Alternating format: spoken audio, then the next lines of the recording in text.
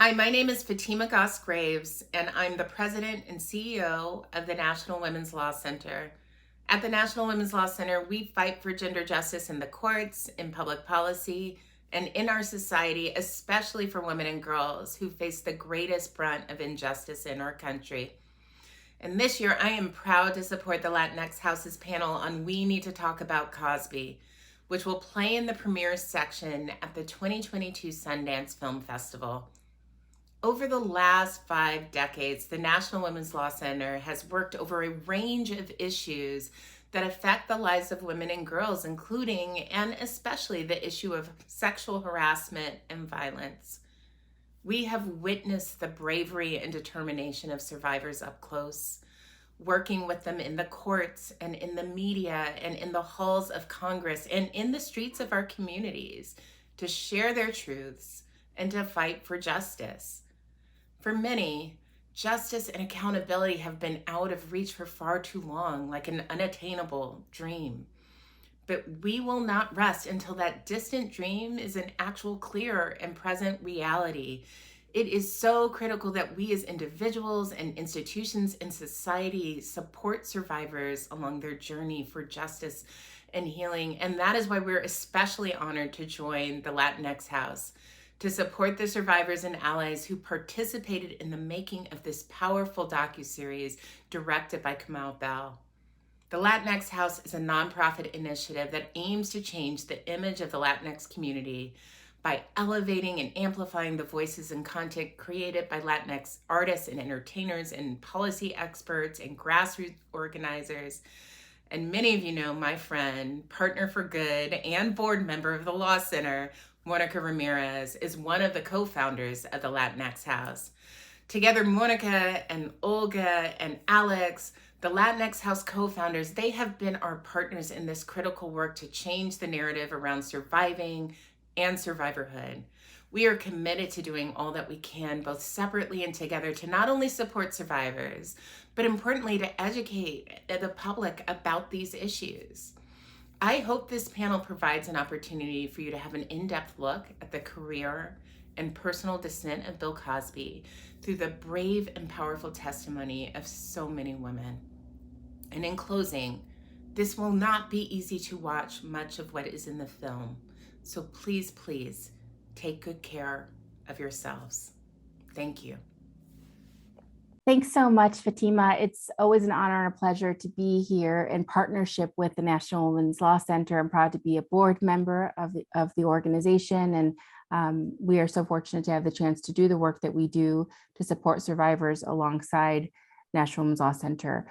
You know, as Fatima said, we're going to have a really important conversation here about the docuseries. We need to talk about Cosby, but we're going to have a conversation about what this series means for survivors and surviving, and what the future looks like thanks to the work of the folks behind this docuseries, thanks to the brave individuals who have spoken out as a part of this docuseries. And we have the immense pleasure of being here today with two of the fierce women behind this series.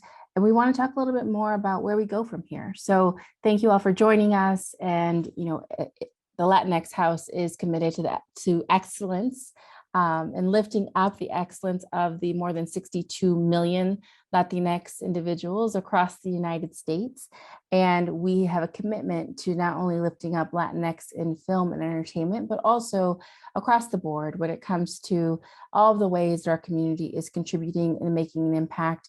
And this conversation about the issue of anti-sexual violence and sexual violence, it is one that we too as a community grapple with. So as a house, this is a serious topic for us, and we're so honored to have the opportunity to have this conversation alongside Geraldine Porras and Stacey Pinkerton. So let me just welcome you both here to the Latinx House, Sundance 22. Hi, Geraldine. Hi, Stacey. Thank you. Hi, Monica. Thank you very much for having us here. Of course. And, you know, I would love for you to share a little bit about yourselves and your background with our audience. We need them to know you. We need them to follow your work. and all of your leadership. So Geraldine, let's talk about you. You are one of the rising Latina filmmakers who we're celebrating through this film festival and through the house. Share a little bit more about your background with all of us. Thank you so much. Well, my name is Geraldine Porras, and I am originally from the Bay Area, but my parents are both immigrants from Nicaragua. And so as a first generation Latina woman here in the United States, it's always been important for me to uplift my community. And I'm just so grateful that I found that path and that medium through film and TV. And so I have been working as a producer for over the past 10 years now, and I have been fortunate enough to create content that will hopefully spark conversations within the community and help uplift the community. And so I'm really humbled and honored to be a part of this panel and share my experiences. Thank you, Geraldine. And Stacey, you're breaking down barriers in the United States and internationally on the issue of sexual violence and really making change through policy and other ways. Tell us more about you and some of the work that you're doing. Well, I'm attempting to break down barriers. It's quite a struggle, but each step, it seems that we have a lot of work to do, and I wasn't planning on doing this type of work. It's not what I studied or planned or my career at all, but it's what it led me to where I am. And I feel that doing this work in changing laws regarding sexual assault, defining consent, is something that is not only is it a challenge, but it's something that we have to do for all of society everywhere, not just in the United States, globally. And it's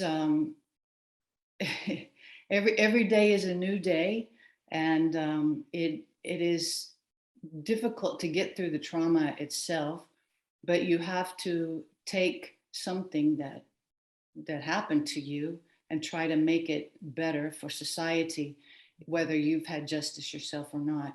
And so I decided to just use my voice and keep on using my voice for future generations.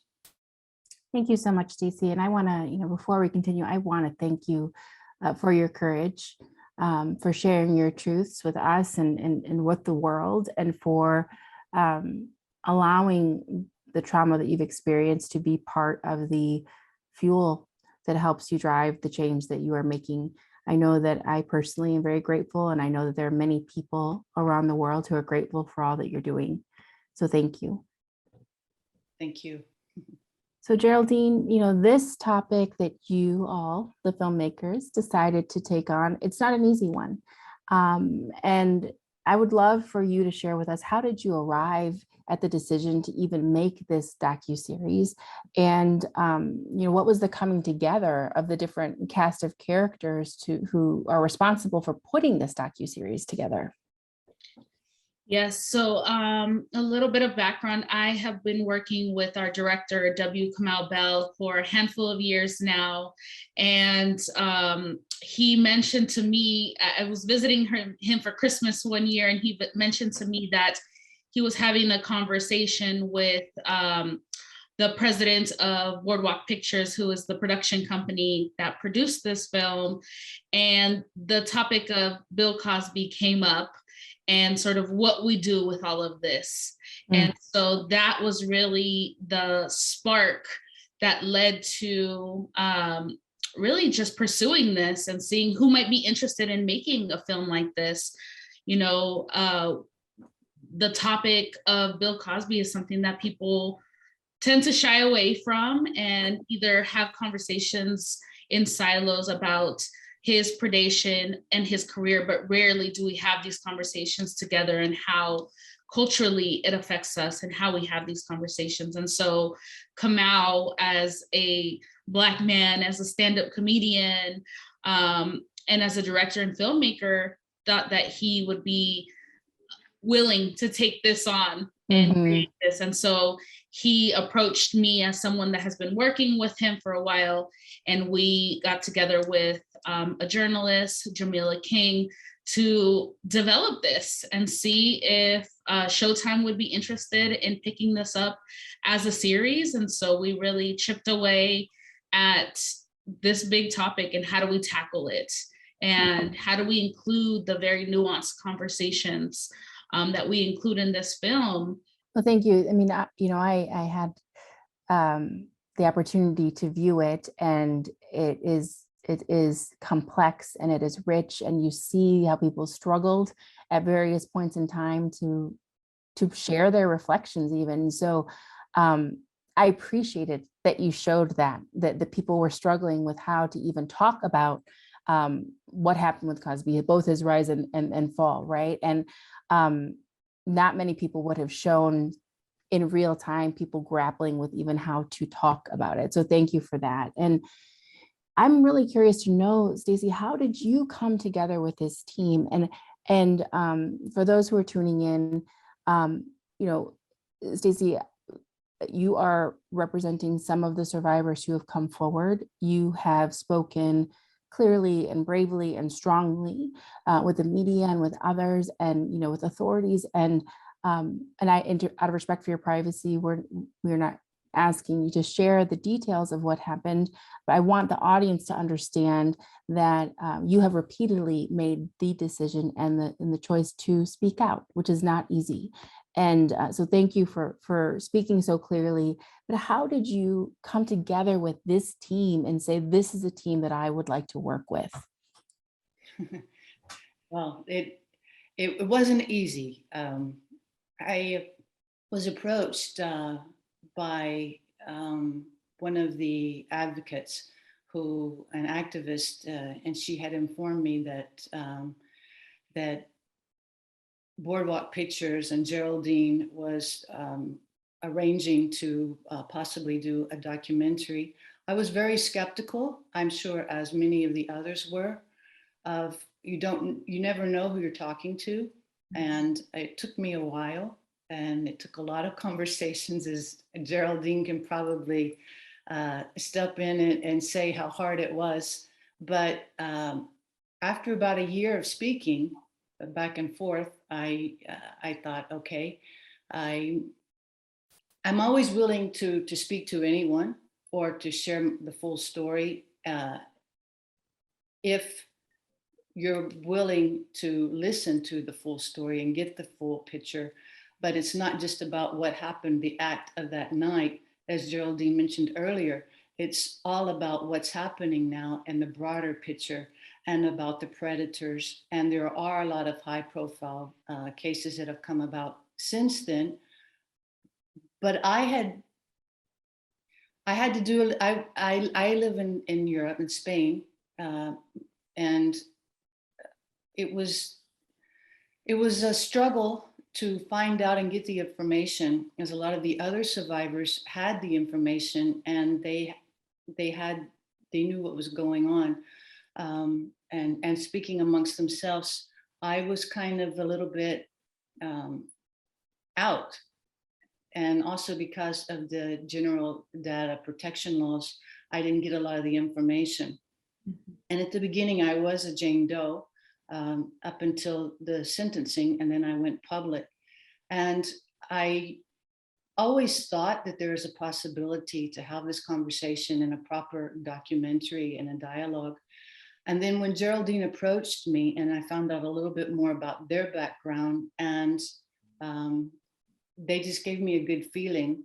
And I felt that I could speak my truth with them, and that they were listening clearly to us and to those who chose to be a part of this.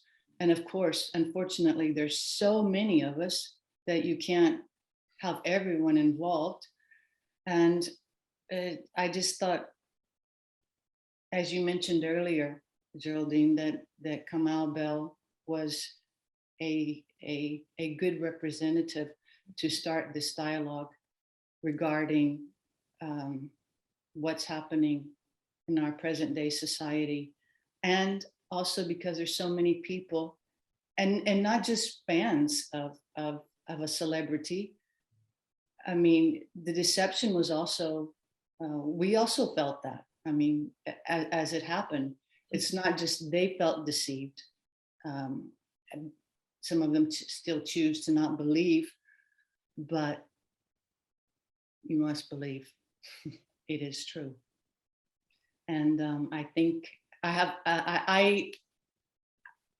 have not seen the whole picture yet. I'm looking so forward to it. I know it's going to be tough to get through it, but I'm sure that they are very sensitive and have done a great job at portraying this dialogue that we all need to have.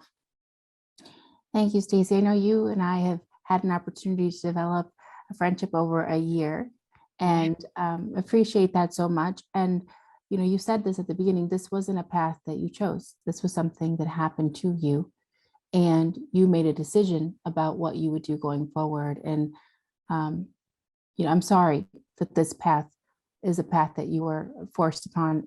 And I also know that many of us are, you know, we know what it requires to do what you're doing. And so I can't say it enough times of how much, how appreciative we are that you are continuing to speak out. And, you know, Geraldine, I want to talk about something that Stacey just raised, which I think is so important.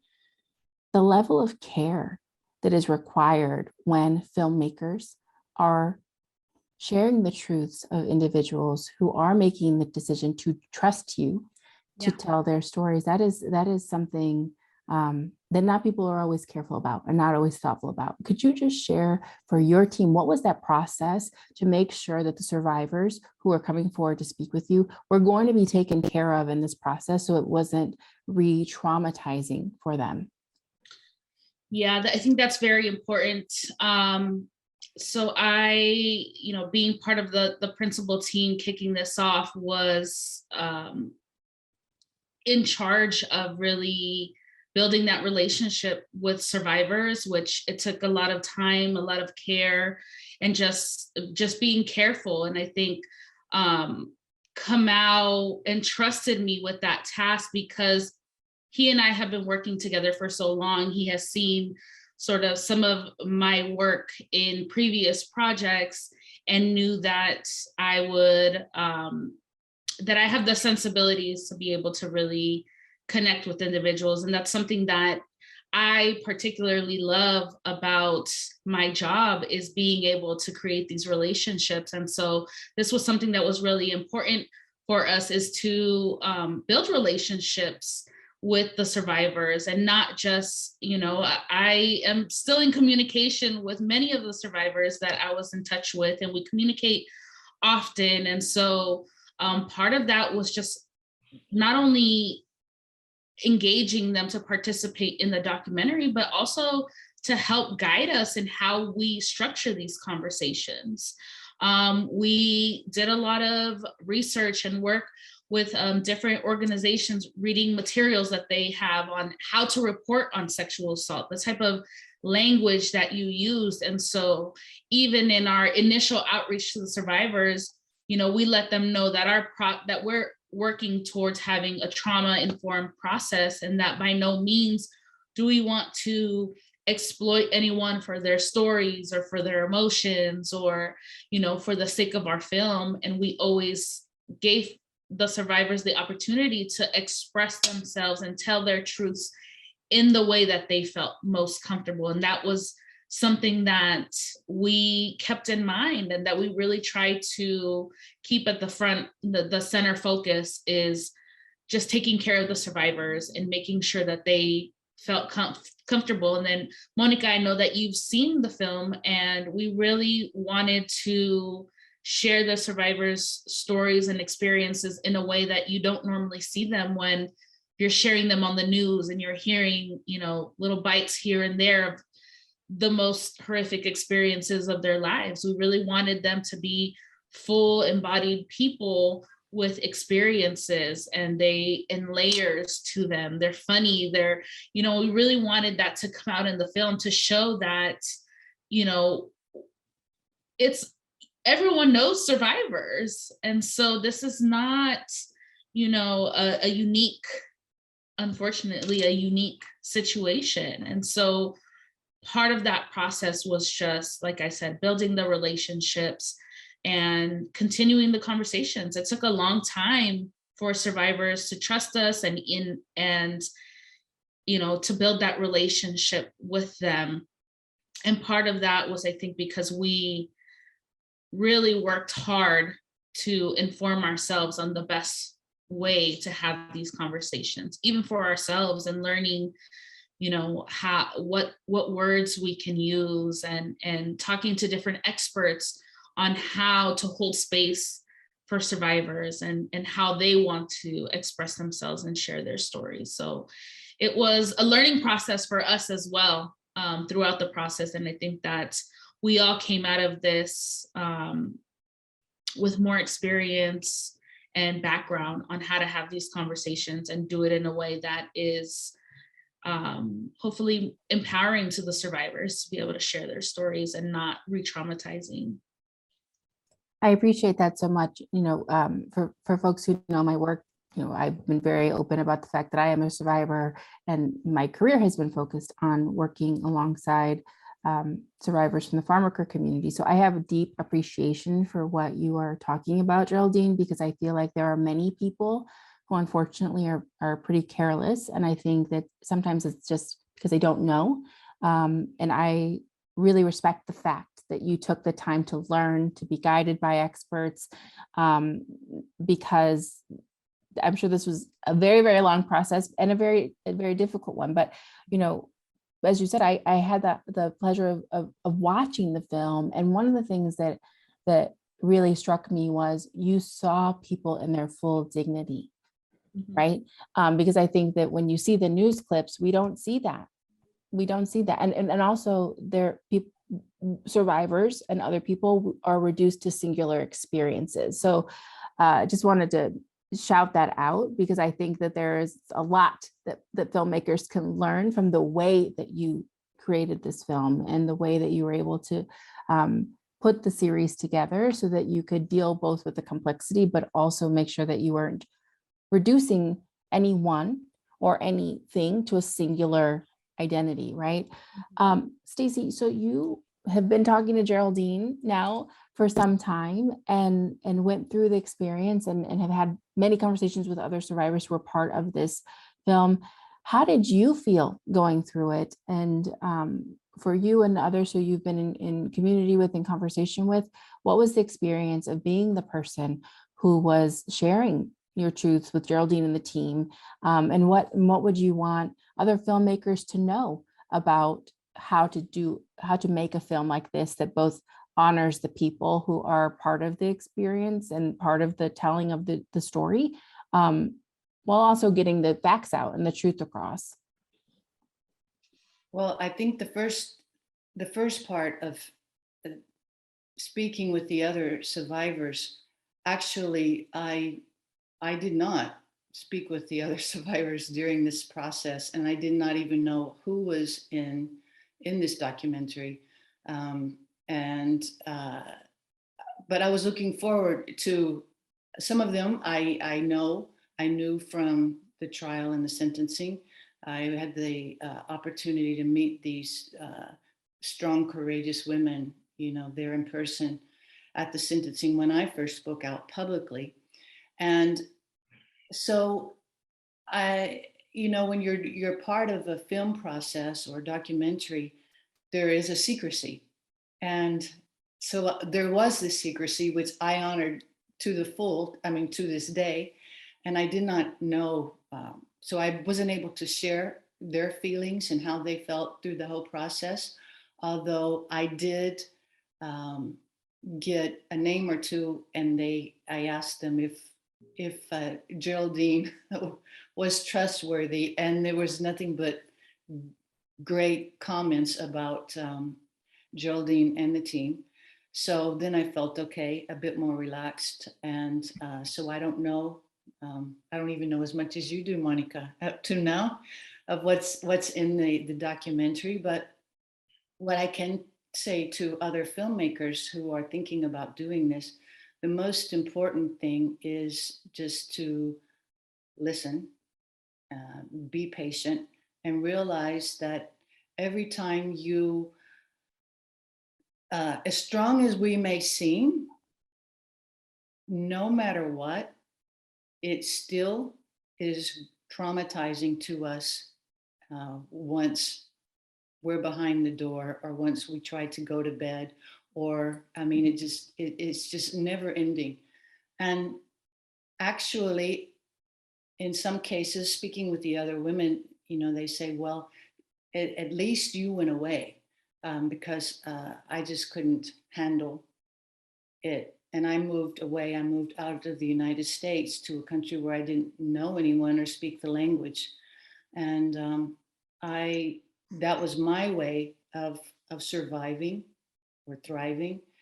And so I didn't know what was going on until all of the people whom I had confided in many years ago had told me that they remembered my story, and then I needed to go forward. And I felt that it was the only thing to do as a citizen, the right thing to do, as not just a woman, because I've had even so many men share their stories with me. And you just learn that apart from the fact that there's too many of us, everyone has a story. And this is something that we can't brush under the rug any longer.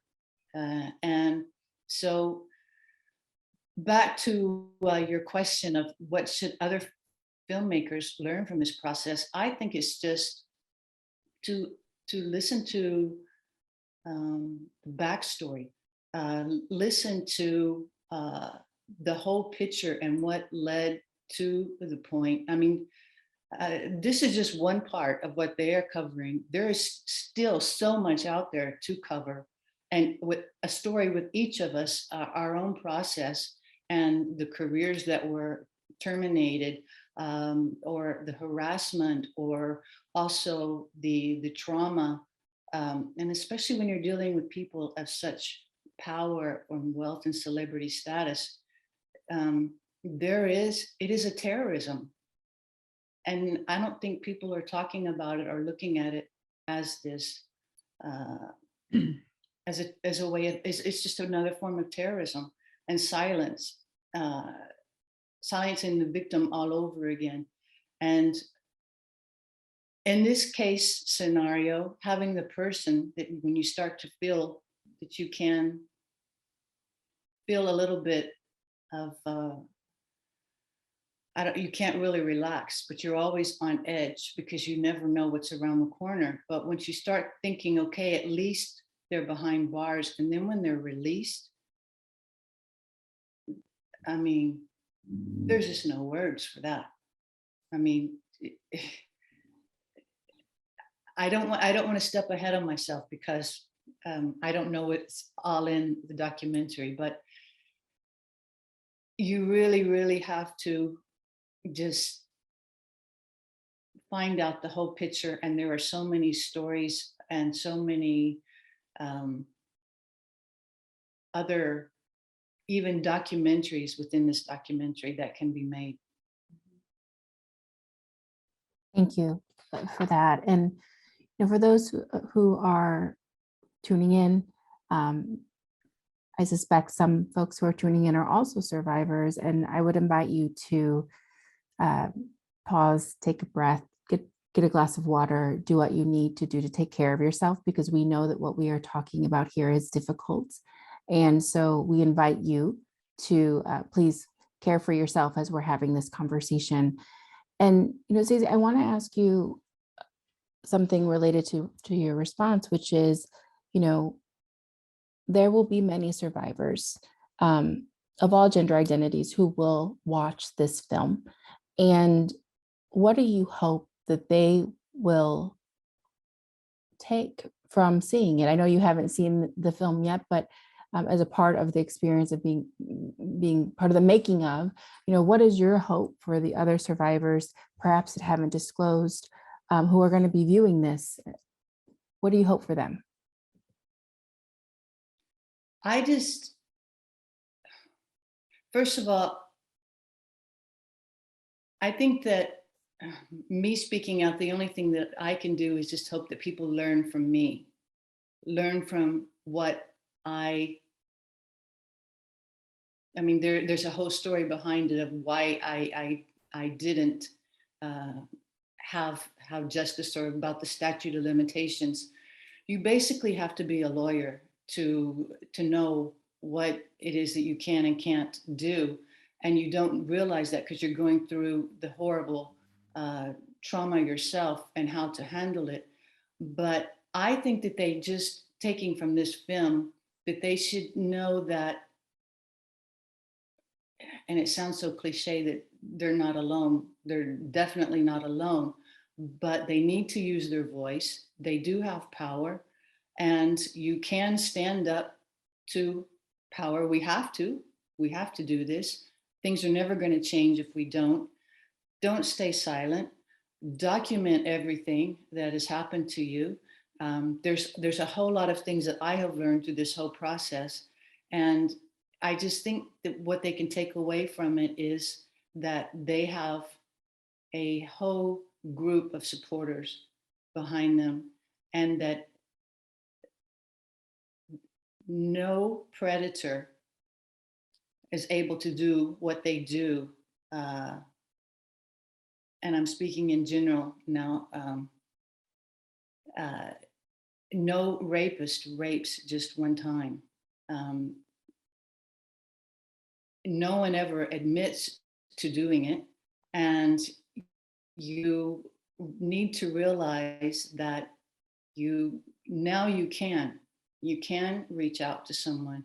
You will be believed, and you can seek justice, because we're changing that. We're opening these doors for all of those who, hopefully it doesn't happen to them, but if it has happened to them, just look into the laws and find out, and tell someone. And always there's windows of opportunity that open, and you may have justice if that's what you need to have. But the first thing is to just realize that there are people who are willing to listen to you, and you need to not keep it in, because this is harmful long term. And we need to address this as a public health crisis as well. Because if we want to address all sorts of things like addictions, eating disorders, chronic pain, all of these things that I had even spoke with Geraldine about when I started speaking to her, that there's a lot to this whole picture of using your voice and realizing that no one is above the law, at least in most cases.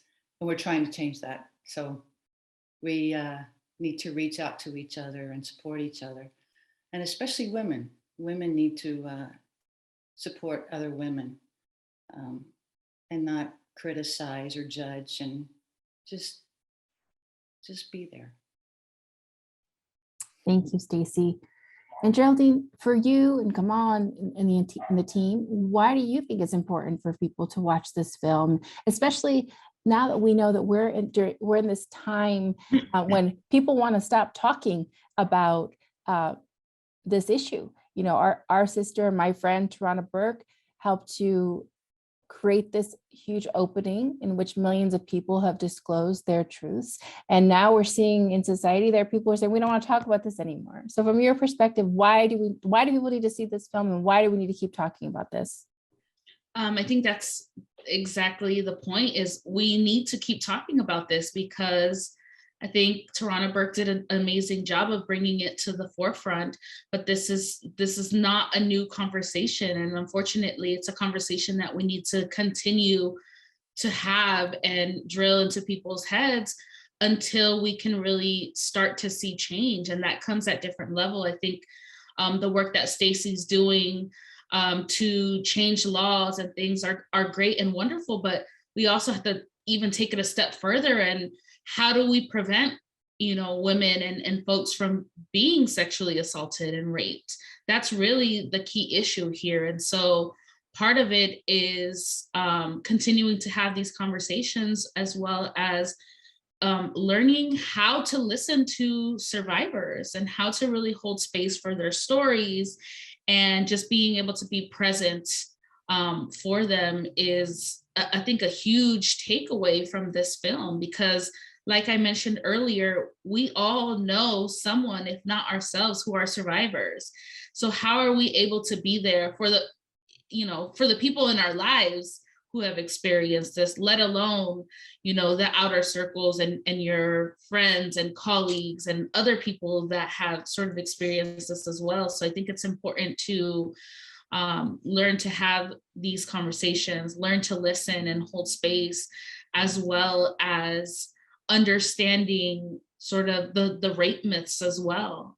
As we're making this, we realize that these rape myths and these questions that we ask to survivors are things that have sort of been embedded into our society, into our culture for so long that you don't even realize it. So when you're asking women, well, why did you wait so long to come forward? Or why did you continue seeing him? Or, it's one of the sex therapists that we interviewed in the film, Sonali, they mentioned, we often ask, have you ever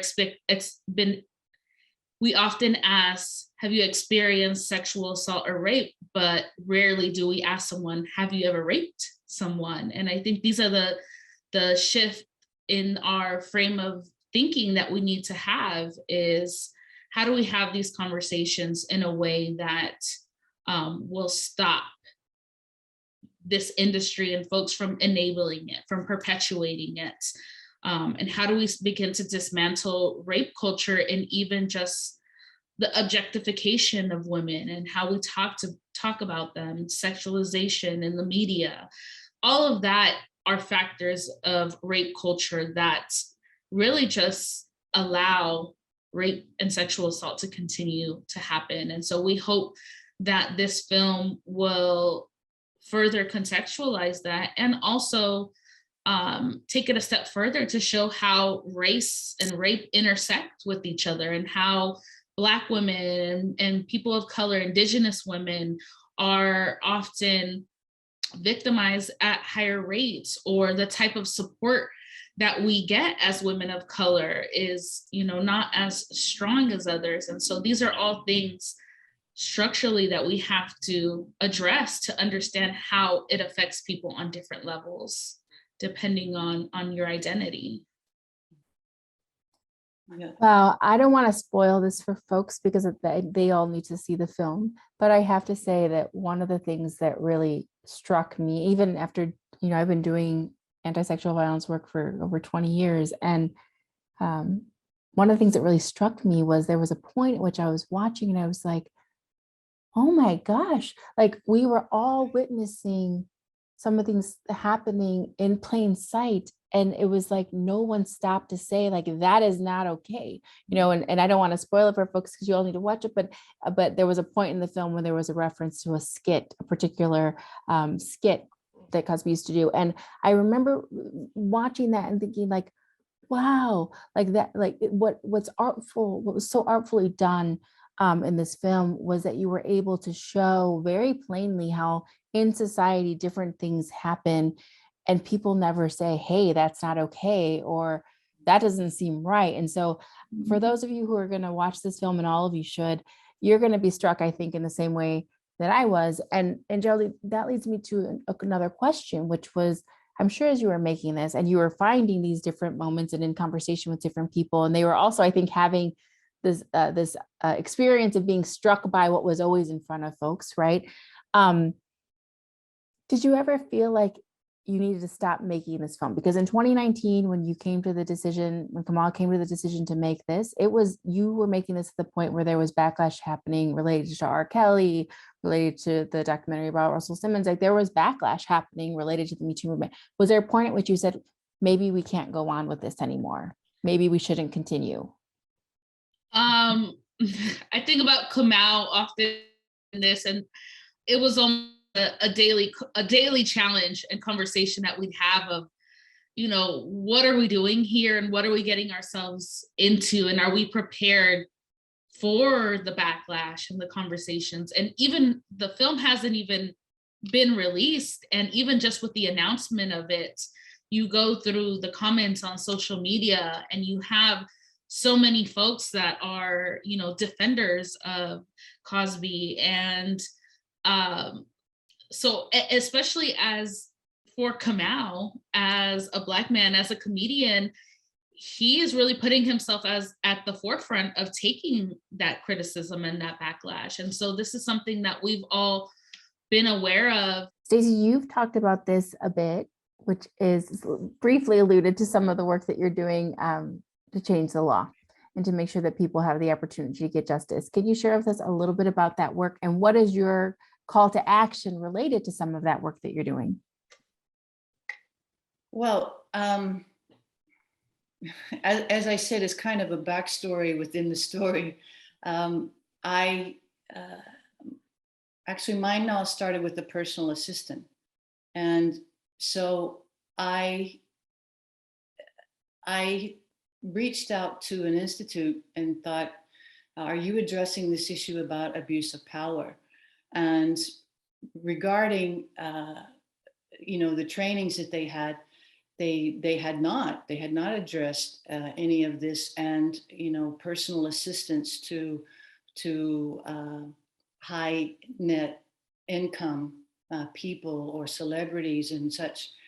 They never really addressed NDAs and these type of issues within their training system. So I said, you know, I'm willing to start this course on abuse of power. And I did that. That was where I first started opening up on this issue and this topic.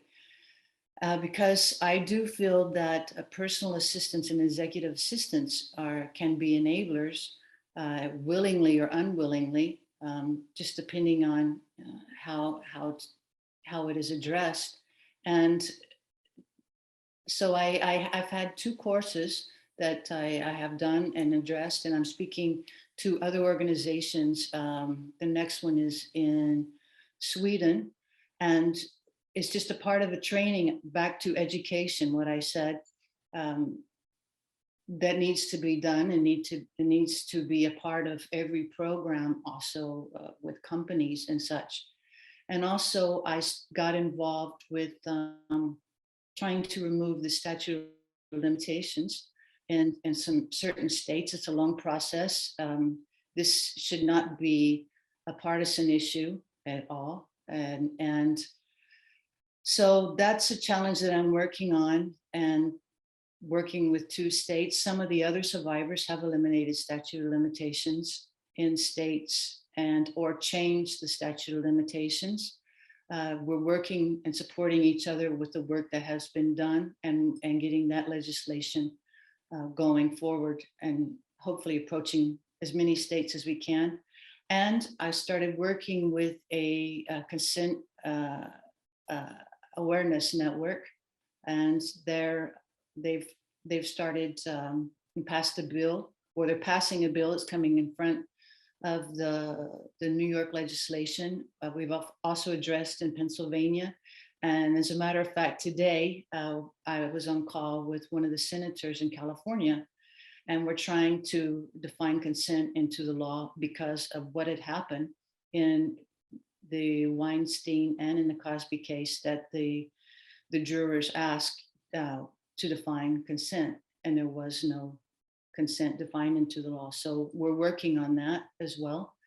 And I'm just open to do whatever it is that I can, wherever, whenever, and just appreciate all the support and the platforms that you are giving us to be able to do so.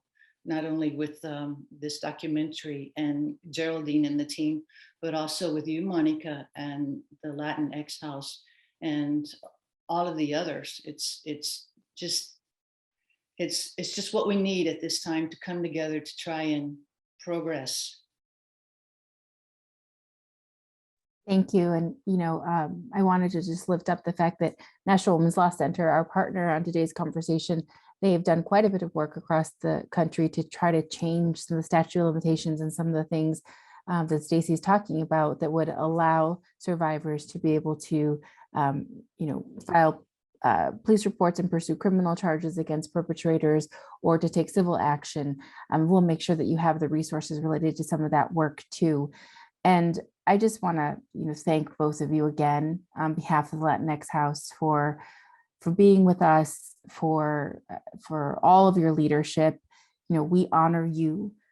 We will continue to support you in this film, and most importantly, we will continue to support survivors.